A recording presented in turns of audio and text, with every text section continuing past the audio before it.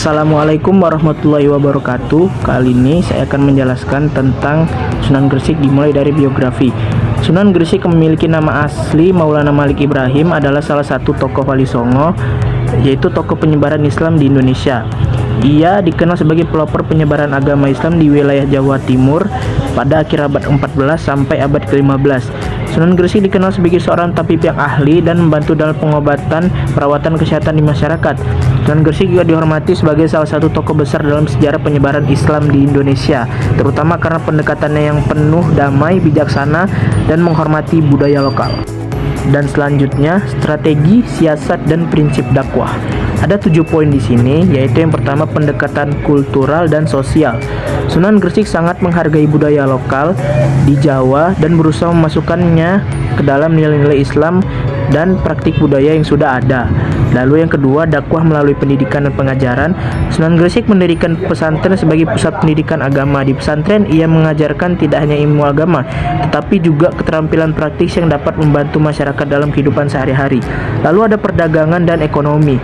Sebagai seorang pedagang, Sunan Gresik menggunakan perdagangan sebagai salah satu cara untuk berinteraksi dengan masyarakat. Yang keempat, pelayanan kesehatan dan sosial. Sunan Gresik dikenal sebagai seorang tabib yang ahli. Dia memberikan pelayanan kesehatan kepada masyarakat tanpa memandang luar latar belakang mereka. Yang kelima, dialog dan komunikasi yang damai. Sunan Gresik selalu mengedepankan dialog dan komunikasi yang damai dalam menyebarkan Islam. Ia menghindari konflik dan kekerasan yang menyebabkan masyarakat menjadi terpecah. Ia malah mendekatkan masyarakat dengan cara lemah lembut. Yang keenam, contoh pribadi yang baik atau uswatun hasanah. Sunan Gresik menjadi teladan melalui perilaku dan akhlaknya. Ia hidup dengan sederhana, bersikap rendah hati, dan selalu siap membantu siapa saja yang membutuhkan. Lalu yang ketujuh, pengembangan pertanian dan ekonomi. Selain dakwah agama, Sunan Gresik juga memperkenalkan teknik-teknik pertanian yang lebih efektif kepada masyarakat setempat. Dan selanjutnya, kesabaran sebagai kunci dakwah. Kesabaran sebagai kunci dakwah daripada Sunan Gresik itu ada beberapa poin. Dia melakukan beberapa kesabaran, yaitu yang pertama, menghadapi perbedaan budaya dan keyakinan, pendekatan bertahap, menghadapi penolakan dan ketidakpercayaan, memberikan contoh pribadi yang baik, mengatasi rintangan dakwah, membangun hubungan jangka panjang. Dengan menempatkan kesabaran sebagai kunci dalam dakwahnya ini, Sunan Gresik mampu menyebarkan ajaran Islam dengan cara yang damai, penuh pengertian, dan diterima secara luas oleh masyarakat Jawa. Halo semua, perkenalkan nama saya Aufa Isfi Rinjani. Di sini saya akan menyampaikan tentang Sunan Ampel, mulai dari biografi, strategi dakwah, prinsip dakwah, dan juga peninggalan Sunan Ampel. Jangan lupa ya untuk simak video berikut ini. Sunan Ampel merupakan putra dari Maulana Malik Ibrahim atau Sunan Gresik. Ia merupakan keturunan ke-12 dari Husain bin Ali. Lahir di Campa pada tahun 1041 Masehi. Ia bernama asli Raden Rahman. Nama Ampel sendiri diidentik dengan nama tempat di mana ia bermukim, yakni di daerah Ampel atau Ampel Denta, wilayah yang kini menjadi bagian dari Surabaya. Sunan Ampel menikah dengan Nyai Ageng Manila, putri Adipati Tuban bernama Arya Teja. Sunan Bonang dan Sunan Derajat adalah anak-anaknya, sedangkan Sunan Kudus adalah cucunya. Sunan Ampel turut adil dalam pendiri kerajaan Islam pertama di Jawa, yakni Kerajaan Demak. Ia pula yang menunjukkan muridnya Raden Fatah, putra dari Prabu Brawijaya V, Raja Majapahit, untuk menjadi Sultan Demak. Beliau mendirikan pondok pesantren di Ampel Denta, Surabaya, yang merupakan salah satu pusat penyebaran agama Islam tertua di Pulau Jawa. Pada pertengahan abad ke-15, pesantren tersebut menjadi sentral pendidikan yang sangat berpengaruh di wilayah Nusantara bahkan mancanegara. Untuk berhubung dengan masyarakat setempat, Sunan Ampel memiliki cara dakwah yang unik, yakni dengan mendekati dan menggabungkan istilah-istilah Islami dengan bahasa yang dituturkan oleh orang Jawa. Misalnya, kata sholat diganti dengan kata sembayang, yang identik digunakan masyarakat Jawa untuk beribadah. Peninggalan Sunan Ampel. Sunan Ampel memiliki beberapa peninggalan. Yang pertama, Masjid Jami Penele yang terletak di Surabaya. Berdasarkan sejarah, masjid ini diperkirakan dibangun pada sekitar abad ke-15. Yang kedua, makam Sunan Ampel yang terletak di sebelah kanan depan Masjid Ampel. Di kompleks makam tersebut juga ada makam istri dan murid-muridnya. Bahkan ada juga makam murid Sunan Ampel yang terkenal bernama Mbah Soli. Yang ketiga, Masjid Rahmat atau Kembang Kuning. Masjid Rahmat yang berada di daerah Kembang Kuning, Surabaya juga termasuk salah satu peninggalan dari Sunan Ampel. Yang keempat, Masjid Ampel. Banyak orang yang sudah tahu bahwa di kota Surabaya ini berdiri masjid kuno yang megah dan masih terjaga keasliannya hingga saat ini. Masjid kuno ini bernama Masjid Ampel karena yang mendirikannya adalah Sunan Ampel. Assalamualaikum warahmatullahi wabarakatuh. Perkenalkan, nama saya Umi Kausum Nasution. Di sini saya ingin menceritakan tentang Sunan Bonang yang dimulai dari biografinya. Sunan Bonang dilahirkan pada tahun 1465 Masehi di Rembang dengan nama asli Raden Maulana Magdum Ibrahim. Beliau adalah putra Sunan Ampel dan Nyai Ageng Manila. Sejarah hidup Sunan Ampel adalah pendiri sekaligus pengasuh pesantren Ampel Denta. Pendidikan Islam diperoleh Raden Magdum Ibrahim pertama kali dari ayahnya sendiri di pesantren Ampel Denta. Sejak kecil, Sunan Ampel sudah mempersiapkan putranya itu sebagai penerus untuk menyiarkan ajaran Islam di bumi Nusantara. Dalam dakwahnya, Sunan Bonang menggunakan seni sebagai alat untuk menarik perhatian masyarakat. Salah satu bentuk seni yang digunakan adalah seperangkat gamelan yang disebut bonang.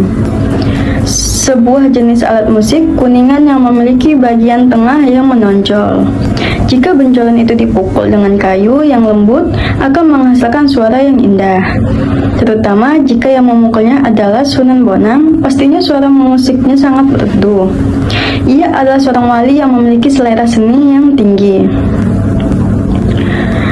Penggunaan bonang sebagai media dakwah oleh Sunan Bonang sangat efektif. Ini terbukti dengan berhasilnya menarik simpati masyarakat sehingga mereka dengan mudah menerima Islam. Selain itu, lagu-lagu yang diajarkan oleh Sunan Bonang juga berisi ajaran agama Islam. Dengan pendekatan ini, masyarakat belajar Islam dengan senang hati, bukan karena dipaksa.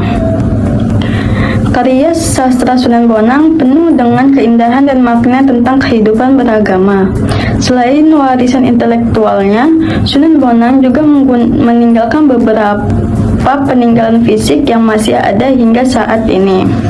Peninggalan Sunan Bonang baik dalam bentuk fisik maupun intelektual menjadi bagian dari warisan budaya dan spiritual yang berharga bagi masyarakat, serta menjadi bahan studi yang penting dan dalam memahami kontribusinya terhadap agama dan kebudayaan di wilayah tersebut. Assalamualaikum warahmatullahi wabarakatuh. Perkenalkan, nama saya Salsabila Hanifah. Di sini saya akan membahas siapa sih Sunan Derajat itu. Sunan Derajat adalah salah satu sunan dari 9 Sunan Wali Songo. Nama kecilnya adalah Raden Hasyim, kemudian mendapat gelar Raden Syarifuddin. Sunan Derajat diperkirakan lahir pada tahun 1470 Masehi. Nah, selanjutnya di sini saya akan membahas tentang metode dakwah dari Sunan Derajat. Sunan Derajat berdakwah dengan memanfaatkan media seni, termasuk dengan suluk dan tembang panggung. Selain itu, ada pula ajaran catur piwulang yang isinya ajakan untuk berbuat baik kepada sesama. Isi ajaran Sunan Derajat yang dikenal dengan nama catur piwulang yaitu: yang pertama, paring teken marang kong kalungan laruto, atau berikan tongkat kepada orang yang berjalan di jalan yang licin atau orang buta. Yang kedua, paring tangan marang kang kaliran, atau berikan makan kepada orang yang kelaparan. Nah, selanjutnya dalam metode dakwah, Sunan Derajat juga menyampaikan lewat pengajian secara langsung di masjid atau langgar, melalui penyelenggaraan pendidikan di pesantren, memberi fatwa atau petua dalam menyelesaikan masalah melalui kesenian tradisional. Selain itu, Sunan Derajat sangat memperhatikan nasib para fakir miskin, yatim piatu, dan orang-orang terlantar.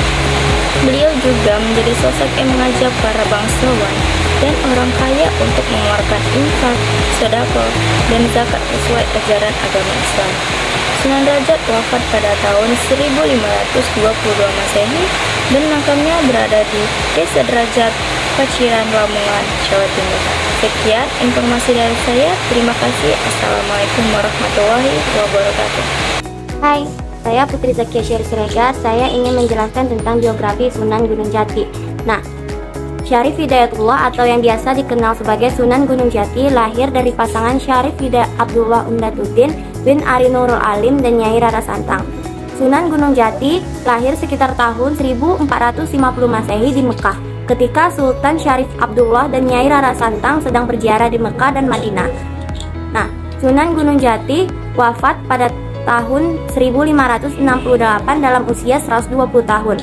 Bersama ibunya dan Pangeran Cakrabuasa, beliau dimakamkan di Gunung Sembung.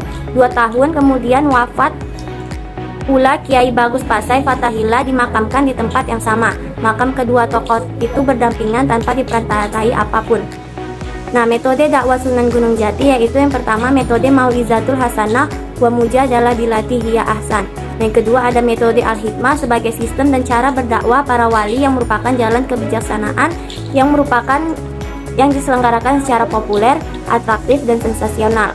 Yang ketiga ada metode Tadarruj atau Tarbiyatul Ummah. Dipergunakan sebagai proses klasifikasi yang disesuaikan dengan tahap pendidikan umat agar ajaran Islam dengan mudah dimengerti oleh umat dan akhirnya dijalankan oleh masyarakat secara merata. Yang keempat ada metode pembentukan dan penanaman kader serta penyebaran juru dakwah ke berbagai daerah. Yang kelima ada metode kerjasama. Yang keenam ada metode musyawarah. Para wali sering berjumpa dan bermusyawarah membicarakan berbagai hal yang bertalian dengan tugas dan perjuangan mereka.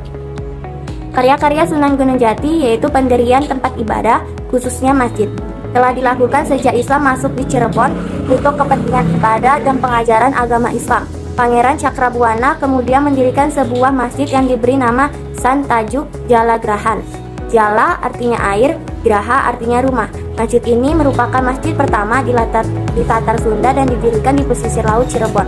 Masjid masih terpelihara dengan nama dialek Cirebon. Masjid Pejalagrahan tempatnya di dalam Keraton Pakumwati, Pasepuhan. Masjid tersebut dibangun sekitar tahun 1454. Rifki Farah Lubis, saya akan membahas siapakah sosok Sunan Kalijaga itu.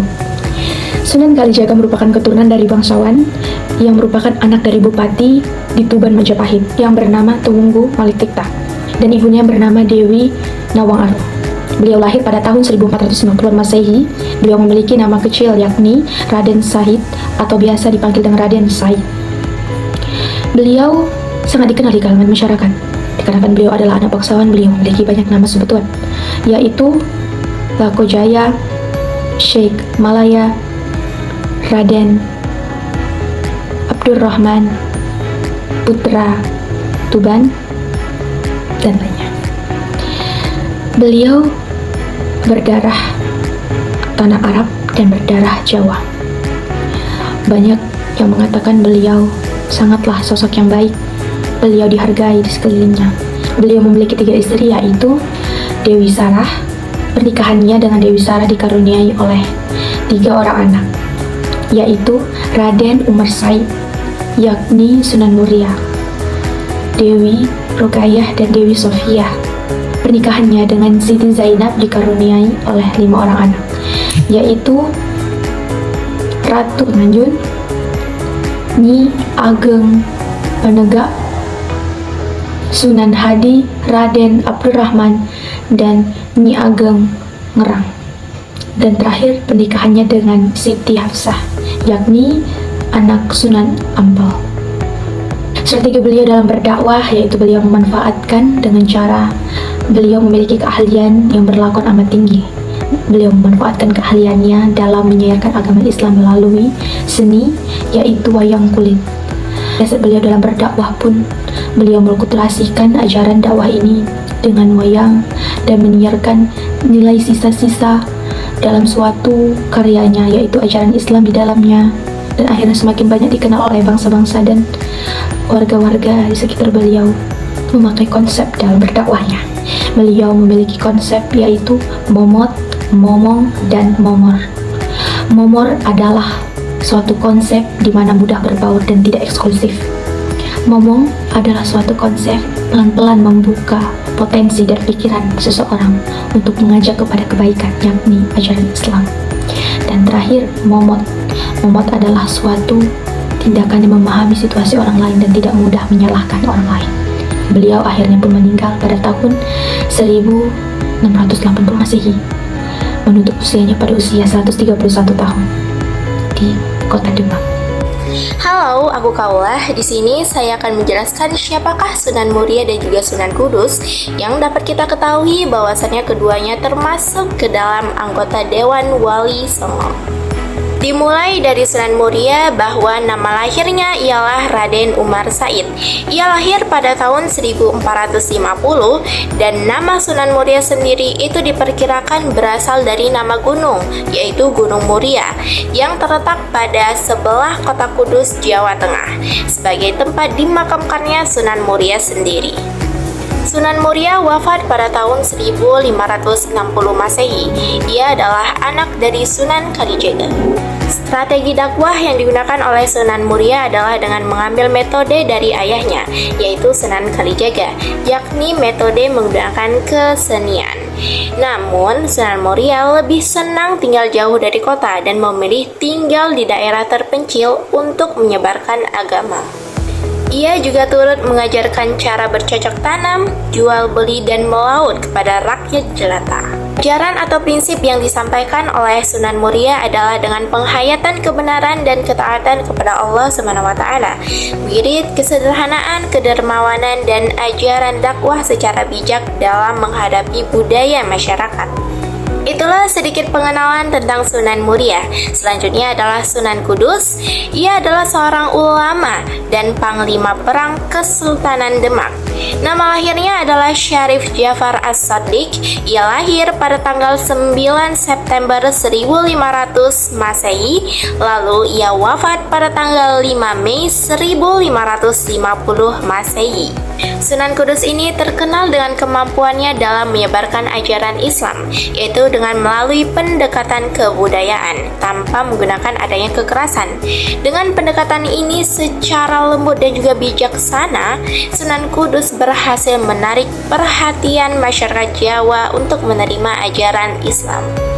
Pendekatan ini meliputi penggunaan budaya lokal seperti seni, bahasa, dan juga tradisi untuk menyampaikan pesan-pesan ataupun ajaran Islam kepada masyarakat setempat. Hal ini sangat membantu mempercepat proses konversi agama tanpa menimbulkan adanya konflik ataupun ketegangan. Selanjutnya terdapat dua strategi dakwah yang digunakan oleh Sunan Kudus. Yang pertama tidaklah jauh dengan Sunan Muria, yaitu berdakwah melalui budaya. Dan Sunan Kudus ini memilih pendekatan berdakwah yang mengapresiasi budaya lokal. Salah satu strateginya adalah dengan memanfaatkan simbol-simbol Hindu-Buddha yang sudah familiar bagi masyarakat Kudus. Hal ini terlihat jelas pada arsitektur Masjid Kudus, yaitu salah satu peninggalan Sunan Kudus yang sangat terkenal. Yang kedua adalah berdakwah dengan sapi, yang dimana strategi ini sangat terkenal unik dan penuh toleransi. Cara berdakwahnya adalah dengan menggunakan sapi bernama Kebo Gumarang untuk menarik perhatian masyarakat Hindu di Kudus. Sapi tersebut diikat di halaman masjid, lalu orang-orang yang penasaran akan datang ke dalam masjid tersebut untuk melihat sapi itu. Dan Sunan Kudus pun memanfaatkan momen ini untuk menyampaikan dakwahnya. Sunan Kudus menunjukkan toleransinya dalam berdakwah. Ketika ia sedang mengajarkan tentang kurban, ia tidak menganjurkan kepada masyarakat untuk menyembelih seekor sapi, melainkan menyembelih kerbau. Hal ini dilakukan untuk menghormati kepercayaan masyarakat yang memuliakan sapi. Selain itu, Sunan Kudus menekankan bahwa kurban bukan lagi dimaksudkan sebagai sesajen, namun sebagai bentuk syukur kepada Allah SWT. Prinsip dakwah Sunan Kudus ialah mengedepankan jalan hikmah atau kebiasaan melalui dua jalur sekaligus, yaitu yang pertama jalur struktural dengan terlibat dengan sistem pemerintahan atau kesultanan. Yang kedua ialah jalur kultural. Sunan Kudus sangat toleran dan menghargai perbedaan latar budaya setempat, lebih mementingkan isi atau substansi daripada bentuk formal.